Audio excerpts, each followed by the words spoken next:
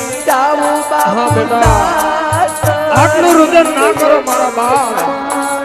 દીકરી તો એક રાજાની હોય કે રંગની હોય બાળ, પોતાના સાસરે જવું પડે છે તે બેટા, આટલું રુદન ના કરો.